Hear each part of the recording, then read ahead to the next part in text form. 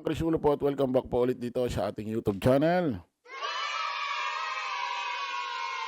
Okay, ito mga kababayan, mga kanalis, pag-usapan ho natin itong taong ito, itong senador na ito. Ha? Matagal-tagal na rin ho natin hindi na pag-uusapan, natatalakay itong senador na ito dito sa ating programa. Kilala nyo naman ho kung sino itong senador na ito. Ha? Kilalang kilala, sikat na sikat, especially ho nung nanalo ho ito ng pagka-senador ho ng 2022. At ito ho ang may hawak record ho na may pinakamalaking nakuwang boto, ha? Sa kasaysayan ho ng pagkasenador. Ha? Mas parang naungusan, no, naungusan niya pa ng pagkasenador ito hong si Senador Rapi Tulfo. Hmm? Pinakamarami hong nakuwang boto sa kasaysayan ho ng pagkasenador sa langit at lupa. Pakilala ho natin, Senador Robin Padilla, palakpakan.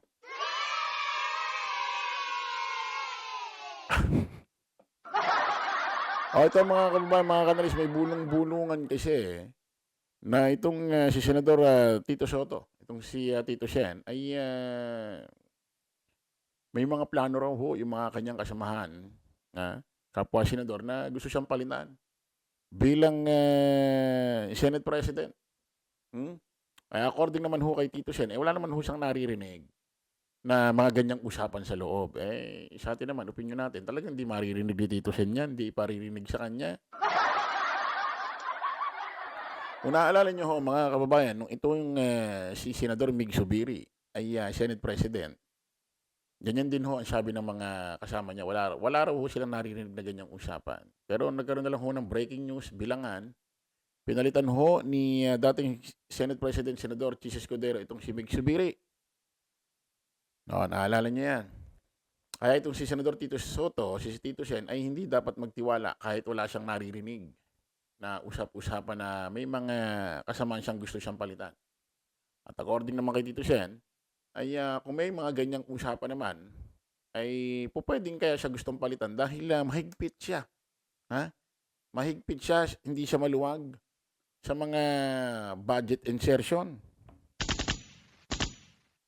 Kasi nga, alam naman natin yung budget insertion, dyan ho kumikita ang iba't ibang individual na mga politiko. Ha?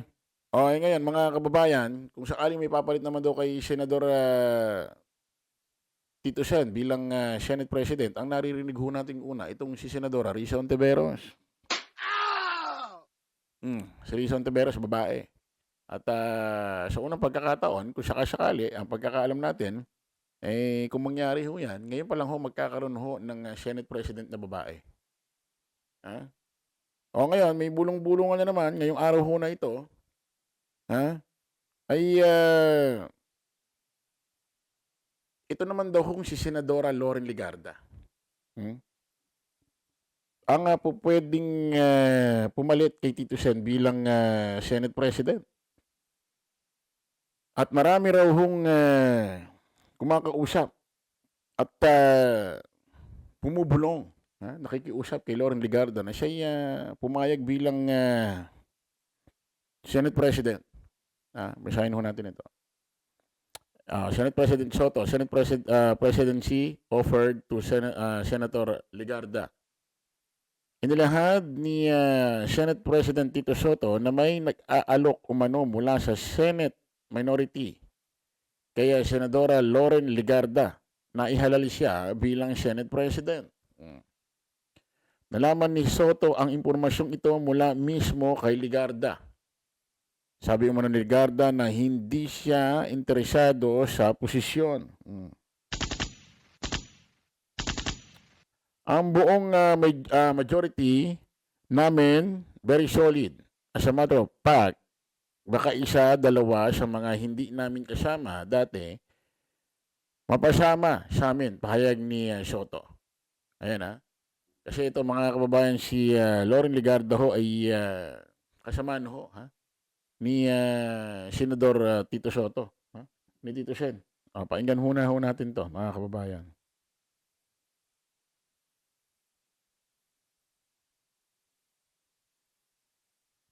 Lumutang ang pangalan ni Senadora Loren Legarda kaugnay ng usap-usapang mapalitan ng liderato ng Senado.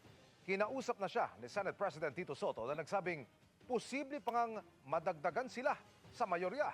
Nakatutok si Ian Cruz. Ma'am, may ma'am, tiko ang bibig ni Senadora Loren Legarda nang tanungin kanina ukol sa mga usap-usapang maaaring magkaroon ng unang babaeng Senate President ng Senado ng Pilipinas kapag nagkaroon ng palitan ng liderato. Ma'am, may sinasabi po na kayo daw yung magiging next na SP na babae po. Ano po masasabi niyo doon, ma'am? Ito, may meeting. Nang pigain kung meron bang kumakausap sa kanya, ang sagot ng senadora, Ang daming kumakausap sa akin araw-araw. Pag-iisipan mo yung tinanong mo kasi nabasa mo yung news. si Senate President Tito Soto, sinabing nakausap niya si Senadora Legarda at sinabi raw sa kanya na inalok nga itong maging Senate President. Pero ayaw ng idetalye ng pinuno ng Senado ang napag-usapan nila. Ang pinakamahalaga raw. Pinakamaganda, sinabi niya hindi siya interesado. Yan ang masasabi ko. Okay? Sa isang post, kinuligsa ni Senate President Pro Tempore Ping Lacson ang anyay malisyosong naratibo na nag-uugnay kay Senadora Legarda sa umano'y tangkang pagpapalit ng liderato sa Senado. Ani Lacson, ang hakbang para mahikayat si Legarda sa pagpapalit ng liderato ay nabigo at ang mga nasa likod daw nito ay nagkakalat ng kasinungalingan na nagboluntaryo umano ng senadora para tulungan silang makakuha ng suporta. Sino nga ba ang pasimuno ng pagbabago ng liderato sa Senado? Minority. Minority. Sa kasalukuyan, 15 senador ang miyembro ng majority bloc, kabilang dyan si Legarda. Siyam naman ang miyembro ng minorya. Para maging mayorya, kailangang may magkakaanib ng di bababa sa 13 senador. Nang tanungin kahapon si Senate Minority Leader Alan Peter Cayetano ukol sa change of leadership, sinabi nitong hindi pa ngayon. Pero mayroong kumakausap sa mga senador, sir? No, we're in the minority. So of course we want to be in the majority. Okay. Diba? That was never a secret. Diba? Sila, they were in the minority, they got to the majority. But when they got there, everyone was happy giving them a try. They have their victories, they have their faults. So it's really, do you get 13 people of like minds? But as of today, wala pa yung 13 na yan or yung 13 hindi present. Ang isa sa miyembro ng minorya ni Senador Robin Padilla, sinabing kung sakali Stop muna natin dyan kay Senador Robin Padilla. Kasi ano ito yung kay Robin, medyo medyo matindi. Ayan kasinungalingan daw ito. Ang nagpapauso lang daw nito, ang gumagawa lang daw ng ganitong issue, itong kalaban ho na majority, itong minority. Itong grupo ho ni 10K Boy. Kalala nyo naman kung sino si 10K Boy, di ba? Bagitin pa ba natin kung sino si 10K Boy? Kumbaga, parang iniinsulto nila si Tito Sen kasi si Loren Legarda, kasamahan ho ni Senador Tito Soto, ni Senate President Tito Soto sa majority. So, parang pwedeng pinag-aaway-away ho sila. At bilang opinion ho ng inyong lingkod, hindi ho bagay ngayon, hindi ito ang tamang panahon, oras para itong si Senadora Loren Legarda ay maging Senate President. Dahil alam niyo naman yung kanyang anak na si Congressman Libiste ay nalalagay ho sa matinding usaping kontrobersyal. Although hindi taga-Senate, taga-House, pero hindi ito yung tamang panahon. Hindi ito yung tamang panahon kasi baka magamit ho ang kanyang posisyon or baka merong hindi maging maganda ang dating sa kanya. So, ano ito? Maaaring ginugulo lang ang grupo ho ng majority. Kasi nga, mga kababayan, napaka-importante ho. Napaka-importante ho ng magiging Senate President kung sakasakali may papalit kay Tito Sen. Ay pwede hong pwede hong magamit ho ito sa mga paparating ho na impeachment trial na nandoon pa sa House. Especially ho diyan kay VP Inday Sara Duterte. Kaya ano sabi ni Senador Robin Padilla? Nagsalita ho kasi siya. Pakinggan natin ito. Mm. Iginit ni Senador Robin Padilla na wala siyang nakikita ngayon dahilan para magkaroon ng pagpapalit ng liderato sa Senado. O, laro siya nakikita. Ibig sabihin, okay lang maging Senate President si Tito Sen. Pero may side comment. Ito yung side comment. Pero kung sakaling umabot muli sa Senado ang impeachment complaint laban kay Vice President Sara Duterte, nais niyang magkaroon ng Senate President na pro-bayan at susuporta sa bise. Ang ba matindi, ano? Siguro pag-usapan ng impeachment, baka gusto ko mag-iba ng leader. Hindi naman siguro kaila sa inyo, ayaw ko ng impeachment. Di ba obvious, sabi ni Padilla. Wala rin siya nakikitang dahilan ngayon para palitan si Tito Sen, palitan yung liderato. So si Tito Sen yun. Pero kung makakaabot ang impeachment ni VP Inday Sara Duterte sa Senado at itatrial, kinakailangan palitan si Tito Sen. Siguro pag usapang impeachment, baka gusto ko mag-iba ng leader. Di si Tito Sen nga yun. Kasi nga, alam niyo naman si Tito Sen, ang prinsipyo, forthwith. Pag may dinalang impeachment case dyan, go agad, forthwith. So, ayaw ni Senador Robin Padilla yun. Ayaw niyang malaman kung meron talagang kasalanan si VP Inday Sara Duterte or wala. Basta ang gusto niya, mindset niya, ayaw niya ng impeachment. Kasi nga, ang impeachment trial, dalawa ang benefits niyan.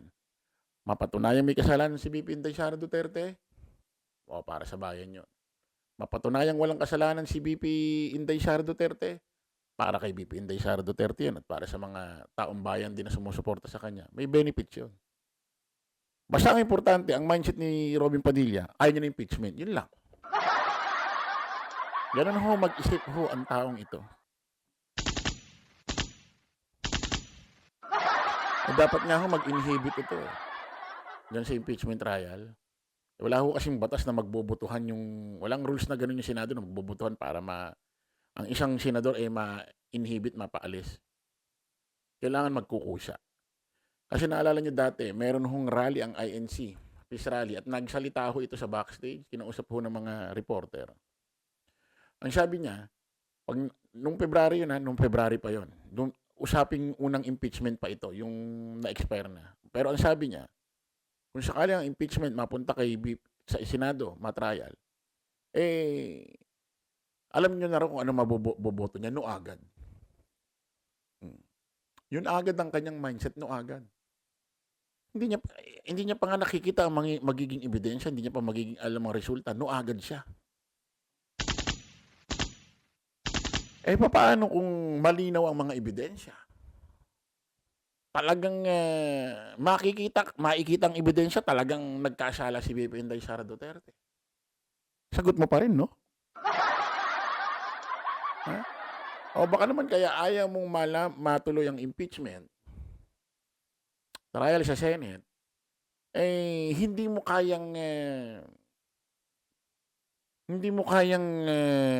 ang grupo ng ni VP Inday Sara Duterte i-cross-examine mo.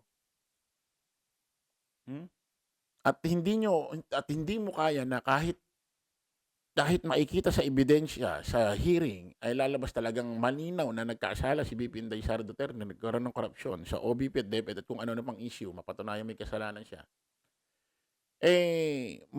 Alam mo yon, magiging parang sira sa taong bayan na magnuno ka pa rin kahit yes na. Baka kaya ayaw mo matuloy.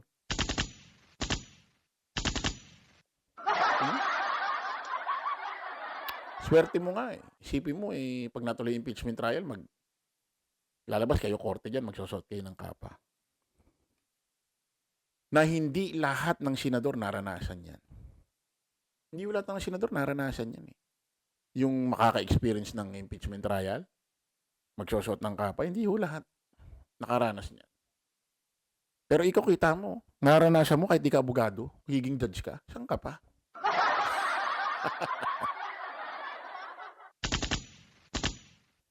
Sabi mo, di ka abogado, magiging judge ka. Only in the Philippines. Di ba? Okay, kita-kita ulit tayo sa panibagong vlog. Bye-bye po.